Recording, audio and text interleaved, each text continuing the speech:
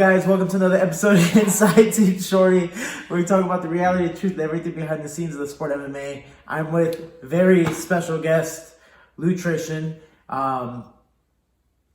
He is a dietitian and What does that say? Does that say weight that? management specialist. I mean, you've been telling me you're a dietitian, not Never a once nutritionist. have I said but that. The word nutritionist is not regulated, so technically you're a nutritionist.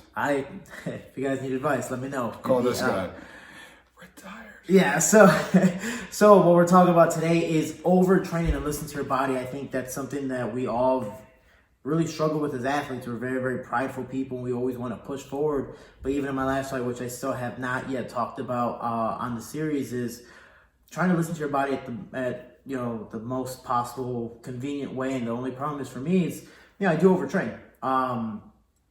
My actual fight that I did fight in April, my body was giving out because I had a lot of things behind the scenes emotionally to where I was trying to compensate, and I was overtraining physically to where it just started to deteriorate slowly. So what's some advice that you give people when it comes to listening to your body? Because I believe that's the hardest part.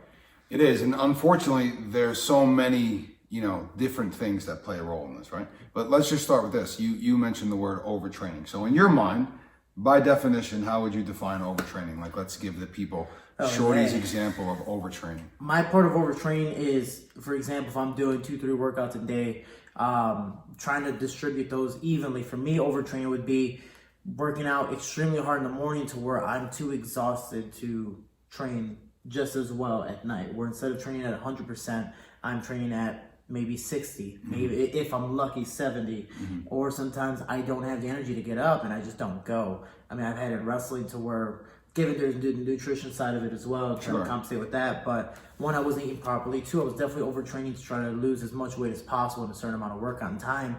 And by the time it came to actual practice, one, I wasn't motivated. The overtraining messed me up mentally. And two, I just wasn't physically prepared for the actual practice that needed the most attention. Okay, and that's a great example, right? You mentioned training 3 times a day, right? And I think when people hear the term overtraining, that's what they think. Some, going over, right? Extreme, not just one workout a day, but by definition, right? If you did 5 push-ups and did not eat for a week, you'd be overtraining. So it's not just about and I eat every day. Well, no jokes. I promised myself I wasn't going to do that. And that's where people get confused, right? Because they assume that overtraining, you have to work out 3 times a day. But what they don't understand is you can work out once a week. And if your nutrition is not matching what you're doing, then you're going to technically be overtraining. Because what it does is it dehydrates the body, right? It breaks down muscle tissue that doesn't get repaired, can dehydrate the brain, all these negative things. But it doesn't have to just be about training 4 or 5 times a day, 7 days a week, right? So just to clarify overtraining, if your nutrition is not meeting up with what you're doing as far as exerting yourself, then you're constantly overtraining. And if you're not sleeping, right, that's the other massive piece that to this puzzle of overtraining. Me included, I've been dealing with this my whole life. So you also have to understand that, okay, maybe you're not overtraining as far as exerting and exercising. Maybe the food is pretty good, spot on, but if you're not sleeping, that's another massive component that does not allow the body to recoup and recover. So then you fall back into the pit of overtraining. Because the end result of overtraining is your body breaks down, fatigue, no energy, decrease in muscle mass, increase in body fat, injury goes up, all these negative things that we both have experienced in different ways. And it's more common than people think. It's just because they think that, overtraining has to be 5 workouts in a day. No, you can work out twice a week and still be overtraining. That's the crazy thing. Again, as an athlete who I do 3-month training camps, sometimes 2 months, whatever the case may be, it's exhausting. Yeah. And we're working out 2 or 3 times a day. And I mean, TJ Dillashaw used to yell at me when I was in Colorado with him because he's like, "Why are you running every single morning?" I'm like, "Well, this is what I'm used to." The problem is, I was trying to do what I'm doing every single day, but some days are harder than others. And some practices, even especially in sparring, I just didn't have the usual energy I'm used to having and I didn't perform the way I did. And given my nutritionist could have been weak or Did you say you're a nutritionist? sorry, Could have been weak? nutrition. I mean, list, I'm pretty. but No, sorry, I'm I'm taking sorry. shots. I'm taking Of shots. course. But No, I'm just kidding. yeah, you're not a nutritionist. My bad. Yeah. I don't know who I'm talking No, about. no, it's unregulated. We all are. You're a nutritionist. Whoever's listening is a nutritionist. The two people. Hi, Hector. Hi, Mom. So it's the fact of And Hector's watching for me, and my Yeah. mom's watching for you. Yes. But anyway. 100%. So what do you think is a good way to realize that you're overtraining? Right. So what? It's taken me years. Yeah. No, it's one of those things. Again, going back to the original question, right? How do you listen to your body? And this is something that I've tried to preach to clients for 19 years, right? And that's why he has no clients. Facts. But it's one of those things that, take caffeine, right? If you drink coffee, caffeine's an appetite suppressant. So it suppresses the body's natural ability to tell you that you're hungry. Nicotine is the same thing. So you hear people say all the time that, have been smoking for like a really long time. One of the side effects of quitting smoking is gaining a bunch of weight. Well, there's a real specific reason. Because nicotine is suppressing your appetite. Caffeine suppresses your appetite, right? So the hormones that are telling you that are supposed to tell you that you're hungry are being suppressed by this drug, nicotine, caffeine, right?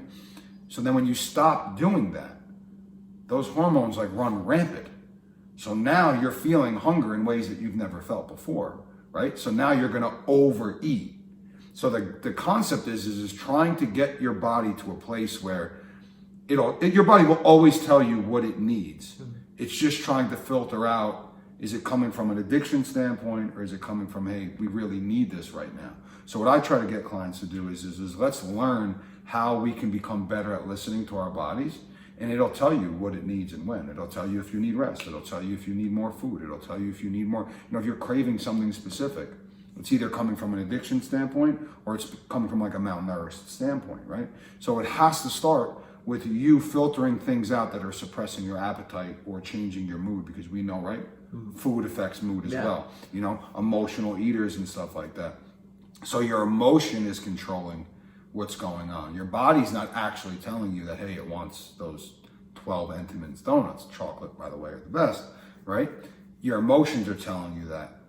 So if you filtered out your emotions and you dealt with whatever it was that was causing the emotion to spike, most likely you wouldn't be craving those 12 donuts. You maybe still want them, but you wouldn't be craving them. Does that make sense? Yeah. So it's just about trying to get people to learn how to just listen to themselves a little bit more, because your body will tell you exactly what it needs when you really just get rid of all the outside influences. And that doesn't mean stop drinking coffee or, obviously if you smoke, you shouldn't smoke, but, cigarettes, but it's about saying, okay, I have a lot of clients that drink a lot of coffee. I drink coffee every morning, right? We went for coffee today, right? Mess Here's another video for another time. But here's the thing. I've been doing this for so long, right? And this is not an ego or a cocky thing. I'm really good at knowing what my body needs and when. So I don't necessarily have to wait for my body to tell me. Because I know if I have coffee in the morning, the caffeine's going to suppress my appetite. And I'm not going to feel hungry. So depending on what eating style I'm doing, because sometimes I'll fast and sometimes I won't. But either way, I'm still not hungry. But if I'm not fasting, even though I don't feel hungry, I know that I need to eat according to my schedule. Because if that coffee wasn't there, my appetite wouldn't be suppressed. My body would say, hey, I'm hungry. It's time to eat. So it's trying to get you to learn your body as best as we can. And then you can have those things, and just work through that phase. Does that make sense? How do you feel about skipping workouts and making them lighter? Not coffee, yeah.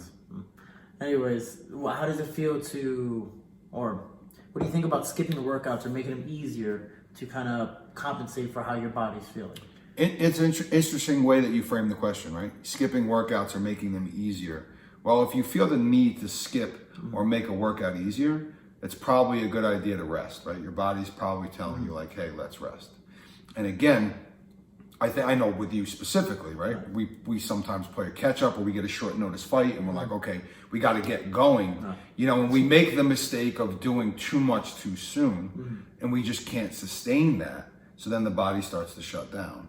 And what we or you end up doing is and even in myself, in my own training, I try to ignore that. And what I'm saying is maybe we shouldn't ignore it. There's a reason your body's telling you hey man, I'm really tired. Let's listen to it. maybe we shouldn't push through it.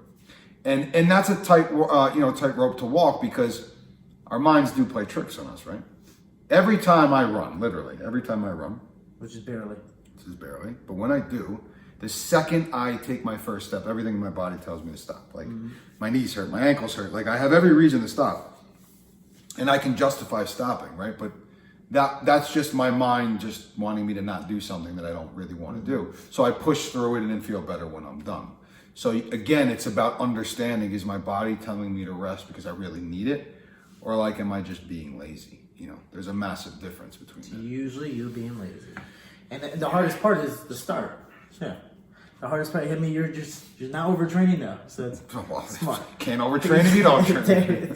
Just talking about that earlier, how we're skipping tonight's workout. I mean, just listening to our bodies. Right, yeah. And that's for me, I can tell you in camp, especially in wrestling, before I really knew how to cut weight and have him in my life. And I'm still trying to figure that, Dolce, call me. And basically, when I was in wrestling, I had to work out 3 times a day, 2 of them being weight cut workouts.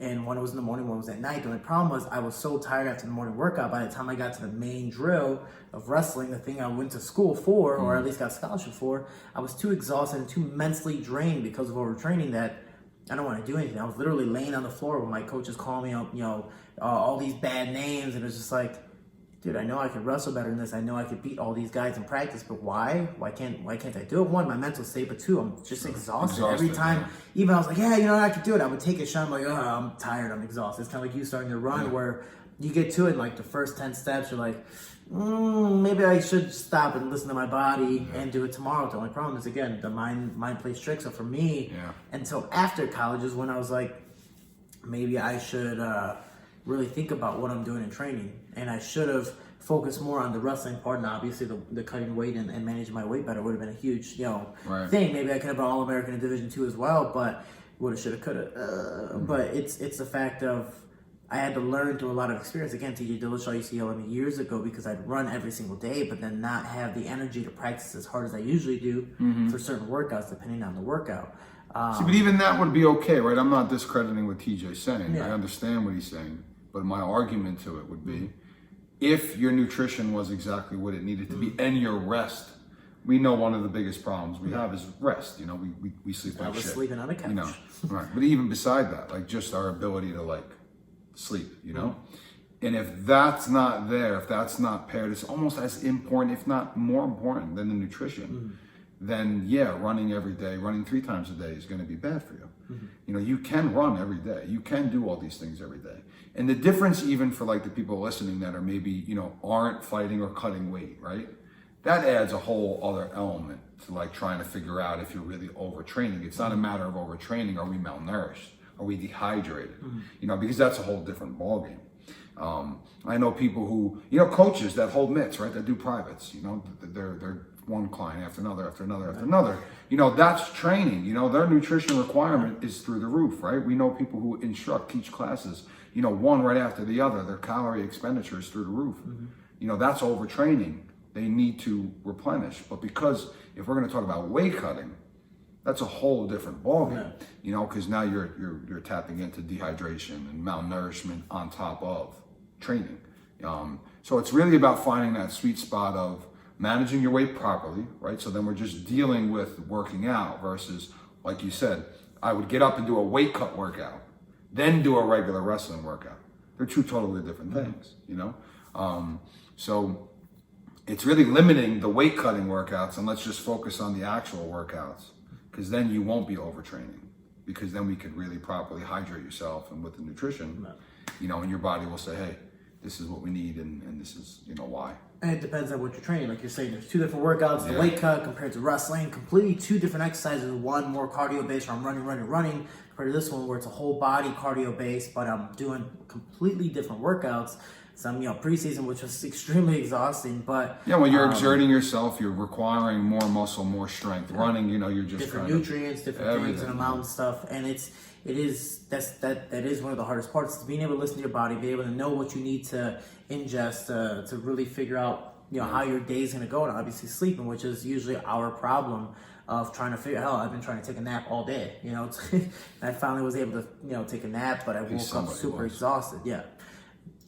Anyways, so it's being able to listen to your body and figure things out like that. I know when I'm training at ATT now, because of how hard I train, especially during my weight cuts or managing my weight, bringing it down, sometimes I'm backtracking, so I need to make up days and I'm overtraining to compensate what I haven't lost earlier.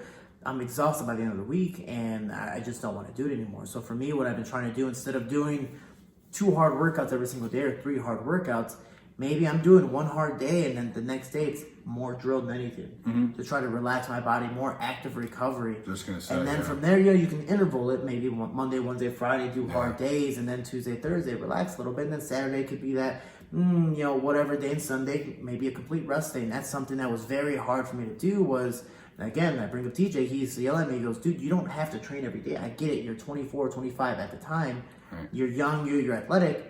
But relax. Your body's going to catch up to you, and that's the hardest part. Your age is going to catch up to you, and you know you're not going to be able to do the same things over and over again. Depending on how you take care of your body, genetics, and that can go a whole different thing. Your nutrition, but you, especially in our sport where we're fighting, you need to relax sometimes, and you have to swallow your pride and go, maybe I should sleep today.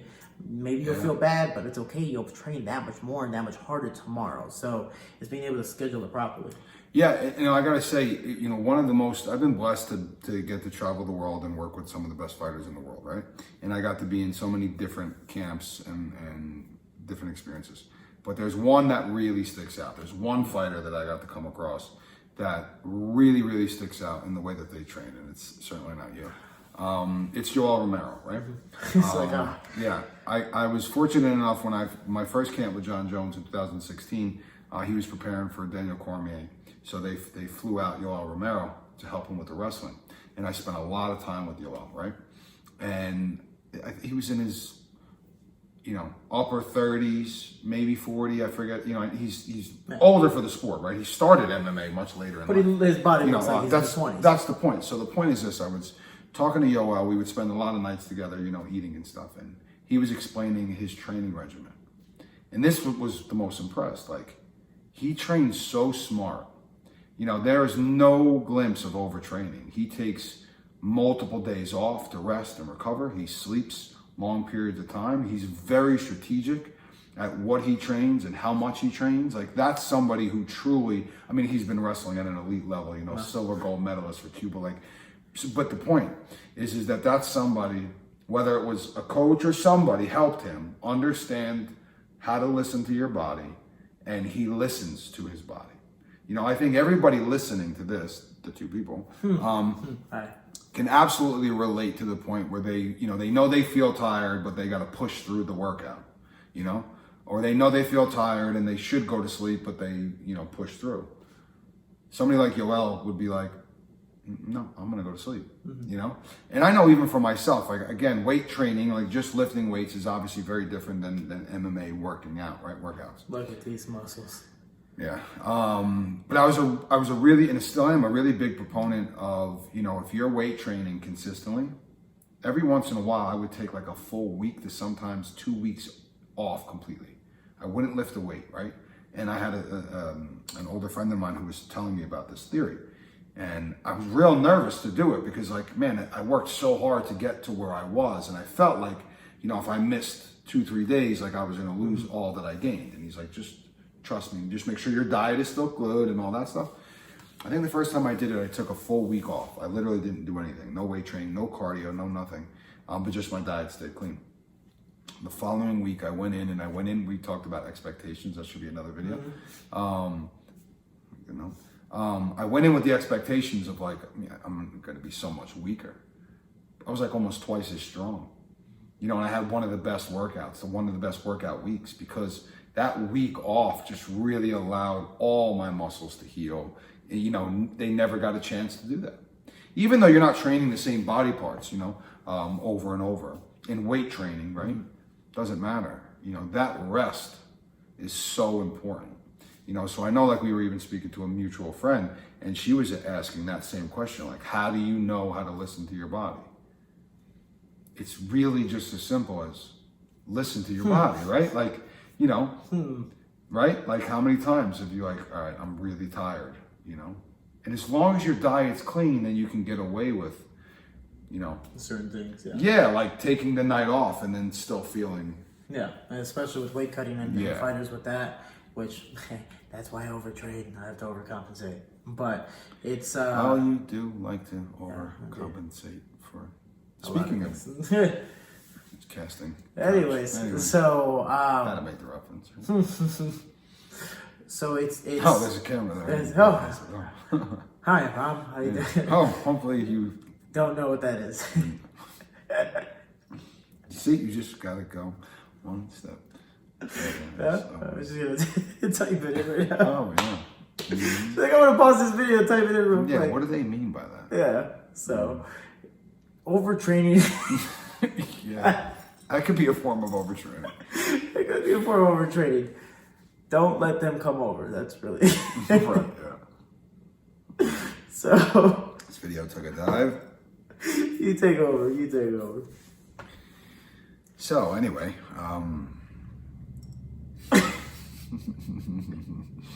so yeah, food is obviously very hormonal, and another way to try to get a grip on listening to your body, right? There's two hormones, ghrelin and leptin, I believe. I sometimes get them mixed up. As far as one of the hormones is to tell you that you're hungry, the other one is to tell you that you're full, right? That's its job to do that. And when you are, you know, not eating right or the right amount or the right percentages, right? We talk about that a lot, making sure that you have protein, carbs, and fats in the right percentages. Well, what happens is those hormones start to misfire, right? So it's as simple as this. It's like, all right, Shorty, you know, you and I are you know, we're in a house. There's only two ways in and out, right? And the game is to protect those entrances. Simple. There's two of us and there's two entrances. You protect one, I protect the other. You don't need to look over your shoulder because I'm there and vice versa, right? Mm-hmm. Pretty simple. And that's the job of those hormones. I tell you you're full, this one tells you you're hungry, and that's it. But when they are misfiring, it's like me and you being at the doorways, but we get confused. We're like, well, wait, am I supposed to be over there? And we keep looking over our shoulders, and then that's when, you know, we can get overrun or whatever, right?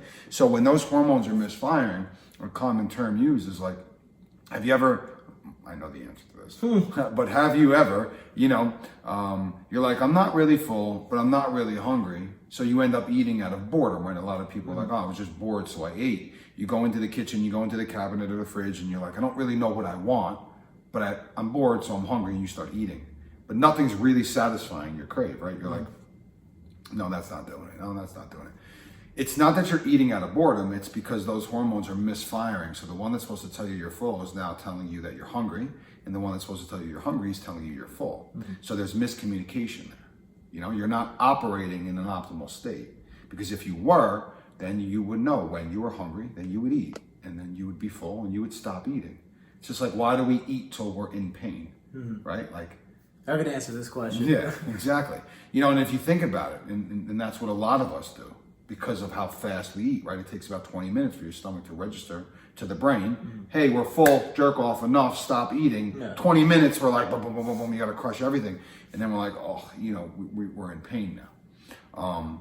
So it's really just about balancing your protein, carbs, and fats, figuring out what percentage is best for you, right? And just for the sake of the audience, I usually always like to start at like a 60-30-10, 60% carbs, 30% protein, 10% fats. Carbs coming from lower in sugar, less sugar, higher in fiber, minimal gluten, and then the fats being less in saturated fats. So it's pretty simple. Start there, you know, and then manipulate the percentages. For some people, that might be too much carbs. For other people, it might not be enough, right? But when you are combining those percentages and having those complete meals and snacks, you're allowing the body to operate more efficiently. You're allowing the hormone levels to do their job. So now, best analogy I like to give is, and women relate to this, right? You and I understand it because we're on the receiving end, right? When like our you know, former girlfriends or whatever would have their period, right? We gotta talk about this. Would have their cycle, right? It's, women are known, notorious for when they have their cycle. You know, they're a little crazier, whatever word politically correct. We're gonna get some complaints. Yeah, I was gonna say that, but yeah, politically correct. But think about it though; it makes complete sense. The reason that they are is because their hormones are misfiring. And when that is over, then they calm down, their hormones are no longer misfiring, right? So it's really not their fault because their hormones are misfiring. And when your hormones misfire, that's when things get confused. Does that make sense? Yeah. So it's the same thing for appetite. It's no different, really. You know, when they're misfiring, you're getting mixed signals to the brain, and you're like, I don't know if I'm hungry, but I'm kind of am, but all right, fuck it, I'll just eat, you know? So it's about really balancing those hormone levels. And you do that with proper nutrition and making sure, you know, you're having the rest and the hydration and stuff. Healthy mind, healthy gut goes back to a healthy mind, and that overall creates a healthy body when it comes to training and being able to be smart with training. Again, especially for me with weight cutting, I could be spot on my nutrition, but That would be fucking a miracle. maybe, but if you guys know someone. Please. But then there might be some days that I didn't expect to train as hard, and then now I'm not sleeping as much, and then there goes the overtraining aspect. Yeah. So again, it's being able to balance all three of them together and figuring out what I'm doing right. Maybe taking those rest days like Yoel Romero, eating enough food or even more food, more than others, depending on what you're doing. And you know, that's a whole other video for another day of carbs and sugar and being able to manipulate that the proper way to probably get the best workout in and in your best performance. Again, the mental state. I used to feel horrible of missing school. So my mom was always go to school, go to school, go to school. Doesn't matter how sick you are, doesn't matter whatever the case may be. So for me, that translated to sport. And anytime I missed a practice, missed a workout, especially after I said I was going to do it, I would feel extremely guilty. But now as you know, a growing professional, it's you're starting to realize more, especially as I start aging in the sport. My sport, you know, consists of longevity. So if you don't listen to your body properly, your career might not last as long. So being able to really listen to your mind and figure out, I'm not going to perform my best, especially when it comes to injuries too. And that's something I maybe even for a different topic of, hell, I hurt my hand last week, and this whole week I'm just relaxing. Yeah. I'm trying my best not to clinch. I'm trying my best not to punch. I'm trying my best not to do certain things because you know, you just never know what's going to happen. No, absolutely. And that's the other thing too that comes along with overtraining, right? Is that's when you get injured. You know, when you're tired, you know, when you're fatigued and you're still trying to push and you're still trying to train, because a lot of that is ego too, you know? And I'm not going to speak on anybody specific, but like a lot of coaches who really don't understand, coaches, who really don't understand, you know, the opposite end of the spectrum, which is really the rest, recovery, refueling, and all that stuff. You know, it's push, you know? And sometimes that's just not the best thing to do. Sometimes taking a day off or skipping a practice is the best thing to do, literally the best thing for you, mentally, physically, and even emotionally, you know? Because it all plays a factor. It all plays a factor. And I think just in general, you know, learning how to just listen to yourself overall, right? We hear all the time the analogies of, oh, just trust your gut, listen to your gut, you know, ask advice, but you know, it lies to you. Yeah, it's a liar. It absolutely does. Especially my gut. And unless you have a good grip on things, you know, unless you really start to pay attention.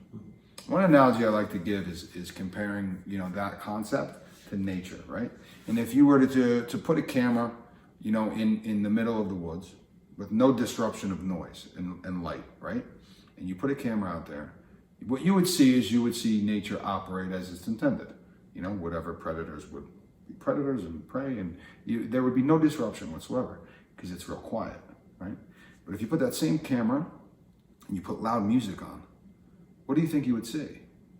Probably nothing, because that nature is now disrupted, right? There's so much noise going on that nature knows you can't operate in that space because it's just too much going on. Well, sometimes, you know, that noise is what we tell ourselves or external, other people. And what we have to do is do a better job at quieting all the external noises and external influences so that we can actually quiet that noise like nature. And then again, our minds and our body and our gut will tell us what it is that we need, you know? And sometimes what we need and what we want aren't two different, you know, they're two different things, you know? It's like, I want to work out. Sometimes I want to work out, but man, like I really do need to rest, you know? But then you play that game of like, well, why do I need to work out? Maybe I'm going through something emotionally, you know, and laying down and resting might not be the best thing for my emotions. So although it might be the best thing for my body, working out is going to be the best thing for my mind. That's when I make the, you know, exception. But quieting all those noises down and then allowing yourself to listen. Because again, I promise you, the mind and the body will tell you exactly what it needs and when. And sometimes you don't understand yourself. Sometimes you're too prideful and your emotions get in the way. So maybe sometimes, just maybe, if you trust people, you get a mentor that tells you what to do. This guy right here. Don't you? So that tells you what to do of you know what, I've seen you train, I've seen you practicing a coach. For example, when I was in my Division II school in college, my coach is a prick. You know, that he was just a very, very negative reinforcement type of guy. And that's just how he was. The problem was I don't coincide with that. And it was work. If you're laying like that, you're not going to be a great wrestler. Work. Yeah. Go ahead. Drop it back. So that's the hardest part is you hear all these, you know, bad slurs and you're this, you're that. Yeah. You have to push. But now you're trying to overcompensate to make up, you know, to make them feel better. But your body's just dying apart compared to when I moved to ATT. Again, I'm so used to following what's on the schedule, but some days, you know, are harder than others, and especially in the beginning of camp where your body's now trying to get back in the cycle, so you need to actually take a little more rest days getting back to it instead of just going 100%, which is 100% my problem. Yeah. And then I'm dying at the end of the week because I just can't do anything. I've overtrained myself. Mm-hmm. Where I've gone down there to spar, and again, longevity in the sport. Conan, he's just like, Shorty, go upstairs. I was like, why? He goes, you don't have a fight for 8 more weeks. Why are you sparring so early? I was like, well, because I have a fight. I want to get ready for it. He goes, no, go upstairs, relax. You're going to be training hard for 5 weeks. In 3 more weeks, give yourself time to recover. You just got here. And it's a smart thing. And I hated it. I wanted to go upstairs. I remember one of the days I was just like, going, no, I want to fight. Come on, let me spar. And I went in there and I got beat up. And it wasn't because the guy was better than me, maybe, but it was because I was just exhausted. Yeah. And he saw things that I didn't want my body to see. Where I was kind of overlooking because it was like, I love the sport. Love makes you blind. I'm just going to do it. Fear makes you blind. Love doesn't make you blind. That's a misconception. The fear of loving? Loving is a fear? Love knows exactly what it wants and when. It's the fear that actually makes you blind. I'll give you a great analogy. This is why we're saying and that and many other reasons. But okay, ready? I'll give you a great analogy, but then I want to make a good point because you did remind me of something, which I'll probably forget by giving you this analogy. But okay, ready? So, you know, you're in the woods again, and it's pitch black, right? Like pitch black. You can't see anything, so technically you're blind. Am I Adam and Eve in it? Or No. Pitch black, can't see anything, and all of a sudden you start hearing some really creepy shit. Do you feel love or do you feel fear? Fear. Well, because you're blind, you can't see anything. Mm-hmm. Fear is blind, right? Love knows exactly what it wants and when. There's a massive misconception between loves being blind, right? So we'll put that to bed for now. And then the other analogy was you were talking about. So you remember? I did, because you're right, especially in high school, right? I remember wrestling in high school, and you know whether the coaches. Fun fact, he actually wrestled. I actually district champ, District 21. You know. I actually wanted to make one, but anyway, point being, right, when you are training, you know, when you are fighting and you have coaches, again, very different than, you know, me. I don't have coaches per se. I work out on my own accord, right? But when you have a coach who's pushing you like your college coach, you really get put in a tough position because you're almost forced to do what they tell you to do when you're in that role, right? So then how do you overcompensate for that? That's when, you know, your nutrition and your rest and your napping has to be at an all-time high.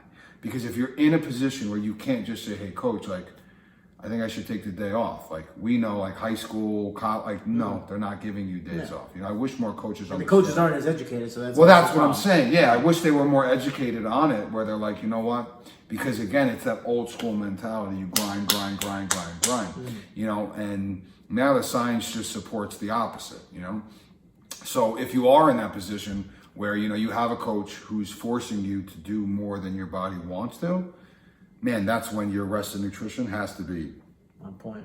Has to be perfect, because, you know, what would happen to you is what will happen to everybody else. You'll start breaking down physically, which then wears on you mentally, and then you get PTSD because you're just like, this fucking sucks, you know, like, I don't want to do this. But if you were like, as a wrestler, there's nothing more frustrating in the sport of wrestling when you are physically exhausted and your training partner or opponent has energy for days, right? Like, there's nothing more demeaning and there's nothing more frustrating, you know, like when you are just exhausted and that person's just, you know, going at you, right? Whereas if you were able to rest, maybe take that day off, you wouldn't be as exhausted. You would enjoy the sport more. Because like we take away weight cutting, we take away being tired. How much fun is wrestling? Yeah, it's a lot of fun. It's a lot of fun, you know, but it fucking sucks when you're tired, you're cutting weight, you're sore, you're injured, and you got some coach who's, you know, making you do things that you really shouldn't be doing. So in that case, you really can't listen to your body at that time. You got to listen to your coach. So then you overcompensate by making sure your nutrition is on point, and then your rest is on point. It's almost like you have to become very selfish outside, you know, of the practice room, which can cause a lot of other problems in your personal life. But, you know, it's one of those things. It's a really difficult thing to do, but it always will circle back to whether you do it or you don't. Your body will always tell you, you know, what it needs and why, right? I went on this hike one time, and it's me and my cousin and my uncle and one of his friends, and it was like a really, you know, hot day in the summer in New Jersey, and we planned on going for like an hour. So I didn't really pack too much, right? Well, we ended up getting lost for 5 hours in the woods, right? To the point where when we finally made it to the street, we realized that we were at least 10 miles from the car, right? So we ended up having to call like whatever it was, like, you know, I don't know. Uber, Lyft, Tank. No. Like I want to say public safety, not public safety, like, you know, the wood patrol. What the fuck? You know what I'm trying to like. You know what I'm talking about. Yeah, there you go. So we literally had to like call like park control or park patrolmen. Yeah, sure, whatever. You get the point. Anyway, so they come and they pick us up, and they drive us to the car, and we're all like we need to get to a gas station or a 7-Eleven because we need water. And in my head, I'm like, you guys could fucking have water. I do not want water. I don't need water. I need sugar. Because I just walked for 4 hours, 5 hours up, you know, and down hills and stuff. Like I depleted all my sugar, all my glycogen, all my energy stores. That I walk in, and here's again how the brain works, right? You walk into a complete refrigerator full of coconut water, great choice. Gatorade, not a bad choice in that situation. You know, Powerade, all these healthier options. And what did I do? I wanted Coca-Cola. I wanted real soda, sugar, soda. And so I grabbed a fountain, you know, cup, and I start, you know, filling up the cup with the soda. And I'm looking as I'm drinking, like they're like trying to pay, and I'm like chugging and getting more and chugging and getting more. And then I see like the slushy Coca-Cola. And I'm like, oh, it's gotta be so good. Like the way he's thinking right now. Yeah, well, but that's the point, you know. I was so diminished of my energy stores, which is sugar. Carbs and sugar is your main energy source, you know. I was so depleted of it that my body and mind didn't want to hear anything else. Literally didn't want to hear anything else. I was mixing the frozen, you know, Coca-Cola slushy with regular Coca-Cola. Why? Because it was liquid enough to get it down fast enough, you know. But moral of the long-winded story was, man, when you are that depleted, your body, like, and I felt phenomenal. Like I felt much better. I didn't have a stomach ache. Like I'm like, I could actually, you know, go and walk more, you know, because I gave my body what it actually needed. Now, again, for your health experts out there, yes, coconut water would have done the same thing, but it wouldn't have tasted as good at that moment. You know what I'm saying? And I gave my body what it wanted. So listen to your body. And sometimes you'll want Coca-Cola. And I'm gonna go drink Coke right now. Yeah, but it's guys, this is, and there's so many more topics when it comes to overtraining. If you have any questions, leave it in the comments below. This is special guest Loutrition, and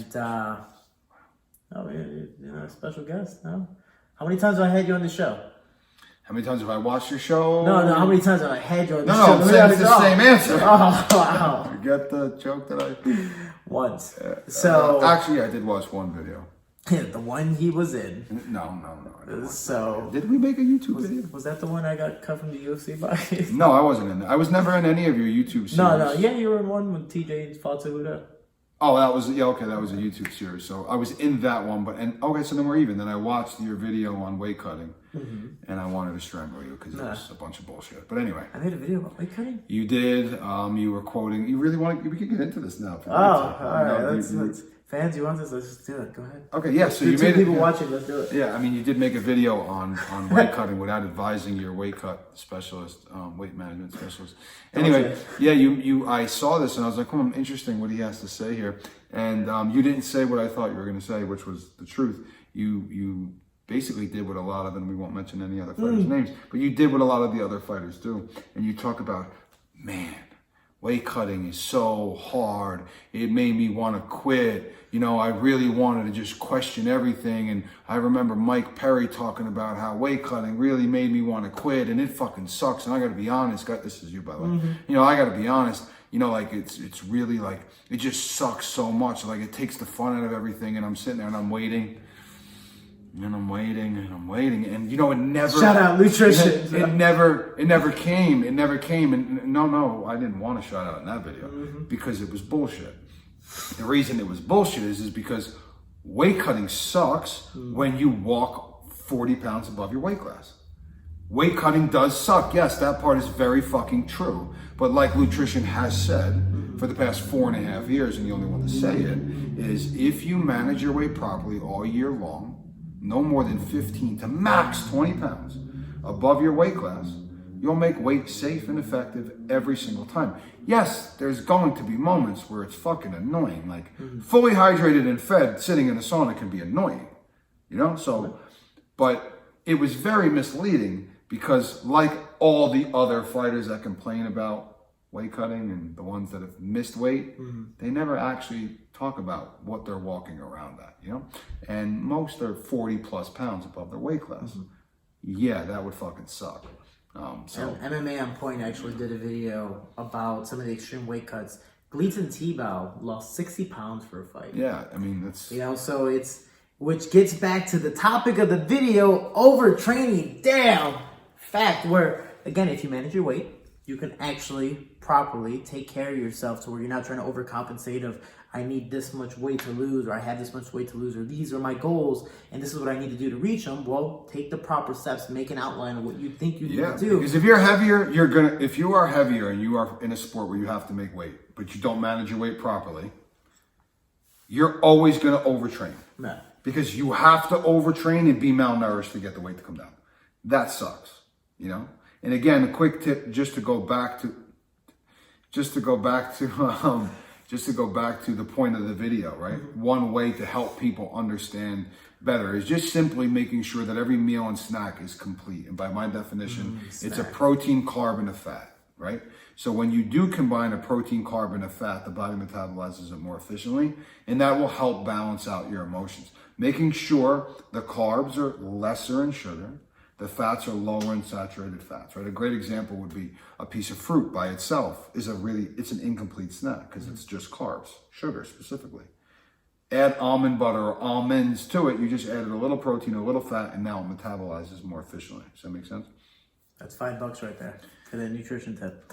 Yeah. Just a tip. He has a PayPal. Ouch, on my hair. No, sorry, it's quoting Casting Couch. So overall, leave any questions, comments below. Put a link in the videos if you'd like to be on our couch. No, I'm just kidding. Is that too much? Send the resume. We'll put a separate link in the bio for you to watch some videos, just to see if you're qualified to be in our videos. Oh, is it bad that I want to send this to people? Anyways, so leave a question, comments below. Follow him at Loutrition. Unfollow us. On IG, Jose Shorty towards No an way, IG. no. And again, this was another episode of Inside Team Shorty. Definitely more coming soon. Take care. So